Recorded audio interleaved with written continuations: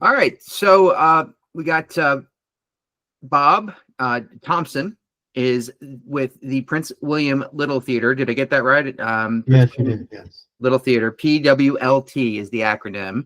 Yes. And you guys are going to be doing It's a Wonderful Life, one of my personal favorite movies, a Mhm. movie that was before its time, Yes. in my mind anyway. But you guys are going to be bringing it to the stage in the form of a radio play. And that sounds like a bunch of fun because I've never seen that. So I'm actually really excited about that. So thanks for coming on with us today and talking to us about that. Glad to be here. What's this going to look like? Give me all the details. So what we have, picture this. It's 1949. It's Christmas Eve, and WBFR Radio in New York is going to be broadcasting live nationwide. It's a Wonderful Life. Now, at that time, that was the latest and greatest. Everybody loved this new Christmas movie that came out. So we're going to be on stage. It's going to be the set design I designed. It's going to be just like an old-fashioned radio studio. We're going to have some tacky Christmas ornaments, some old-fashioned posters, really nice set dressing. We have 5 actors. We have 7 total, 5 actors playing all of the parts from the movie. It's really amazing the talent that these people have. We have 7 in total, but these 5 actors are playing all the parts. George Bailey, Mary, Mr. Gower, Mr. Potter, Vi, just everybody, Joseph and Clarence. And we have 5 microphones. It's not a lot of people do this show and they all just stand there and they read the parts. And then they turn their head and they go, oh, I'm this character, oh, I'm that character.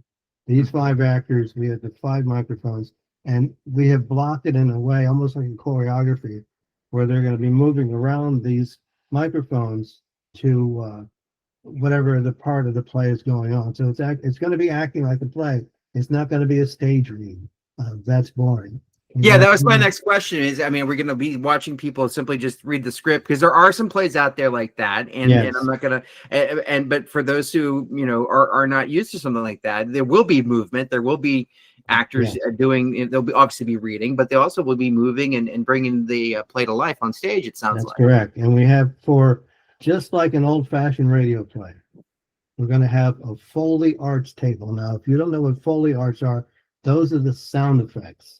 In the old days with the radio, with the people who sat and stared at their radio in the living room, listening to the story, the Foley Arts were the sound effects that brought it all to life. The gunfire, the door knock, the bell ring, the car horn. We have a young woman back there who's playing the stage manager, Foley artist. She'll be running around that table, so much energy, and just bringing all that to life. I think we're going to do about 90% of those sounds right there on stage. So it's getting to see it the way it was done in the past. So I pulled a lot of things together. I felt it had to come to life, and it had to come to life the right way. And especially these days, a lot of people, in those days, you sat in front of the radio and you listened and you got excited. You don't have that now. Everything is in front of you all the time, on your phone, on your screen, on your TV. They listened and it lit the imagination of the story that they were hearing. So we're going to do that. They're going to be acting in front of a live studio audience for the first time. Obviously, we have our audience out there, the Family Gregory Theater, and we seat 240, I believe. And it's going to be amazing when that all comes together. I think it's going to be really. We'll have the applause signs. We'll have the whole thing. It's going to look. It sounds like it's going to look and feel like a radio studio with with the live audience. Yes.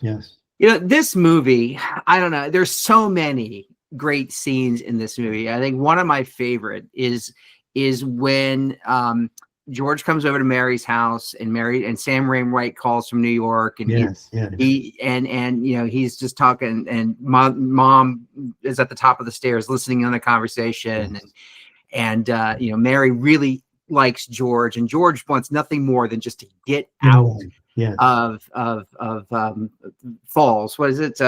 Bedford Falls. Yeah, Bedford Falls. He wants nothing more to get out. And then at the end, but so many people rely on him and he likes her too. And they just break down. And then at the end, that's just an amazing scene to me. But like I said, there are so many scenes in this movie, and this story means so much. What's some of your favorite parts of this story? That in particular, the Daniel and Maria, who are playing George Bailey and Mary, they have a really good chemistry. And the scene I blocked is both of them on one microphone, with that phone coming in close together and realizing that the chemistry, that, the next scene is that, I love you too. Sorry, but I think one of my favorite parts of this is when Clarence comes down. George is just sat on the bridge and said, "I'm worth more dead than I'm alive. I wish I'd never been born." And his guardian angel shows up and basically grants his wish and walks him through the town to see what everything would have been like if he hadn't been there. Mm-hmm. If his life, how important his life meant. And we are teaming up with the American Foundation for Suicide Prevention for this production to help raise awareness, because a lot of people, like, they see this movie and it doesn't click. Like, George is going to commit suicide. Mm-hmm. And Clarence showed him how important his life is. So by teaming up with the American Foundation for Suicide, the nation's capital chapter, we are out there helping to raise the fact that this time of the year, holiday time of the year, is very difficult for people. So it's all three of my adult children have lost someone to suicide. So it means a lot to us. Wow. And so it's, the end scene with the angel, the bell rings, we're going to have a little thing there. We might even make it snow. I don't know. That sounds amazing. And your partnership with just bringing in the suicide awareness. The holidays are no doubt a tough time of the year for a lot of people. And in this story, just thinking, I'm a dad of two, and George had 2 or 3 kids in the movie, and 4 kids. Thank you. And not only his family, but the town loved him. I mean, everyone, he did so much for so many in Bedford Falls. The one scene where he's come back, where he realized he's going to be arrested. One of the kids is playing Silent Night badly, and little Zuzu, his baby, is sick, and he's trying as a father to hold it all together and be there for them, but it all catches up with him and he runs out. And it's our actors are pulling that off so well.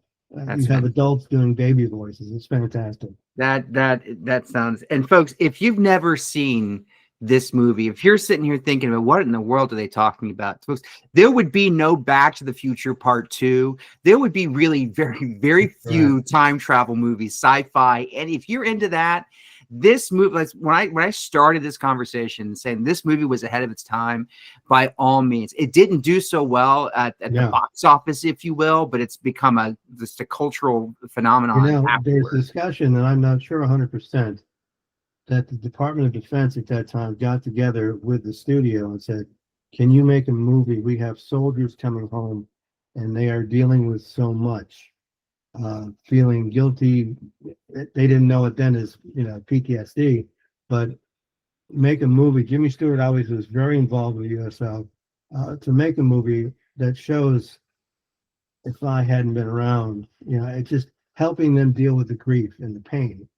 I don't have that 100% confirmed, but I feel like that with Jimmy Stewart, he would have done it. I mean, and that's interesting you say that, because I mean, you're talking about the World War II vets coming home, the Greatest Generation, dealing at that time in 1945, 46, and so on, and PTSD existed then just as it does now. Yes. And maybe the Greatest Generation didn't talk about it as much as we do, but it is important that was my dad. That was my dad. Kept it on here.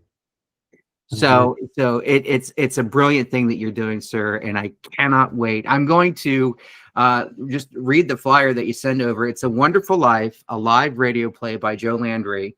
And it's going to be on stage at the Hylton Performing Arts Center in the Gregory Family Theater. That's in Manassas, from December 12th through the 21st, 2025. You can get your tickets and go out and get your tickets today. Go to pwlt.org. That stands for Prince William Little Theater, pwlt.org, and get your tickets for It's a Wonderful Life live radio play. This has been great. Thanks for coming on today. You're right. Thanks for helping me. Hey, and come and see us. Let me know when you're coming. We'll talk. I'll get your seat down front. You can be right in front of the microphones. That you just made my holidays. Thank you Okay. so much, Bob. I really appreciate your time. All right, sir. You have a good evening, and we'll talk soon. And Merry Christmas. Merry How about Christmas to you. Bye-bye. that? Take care.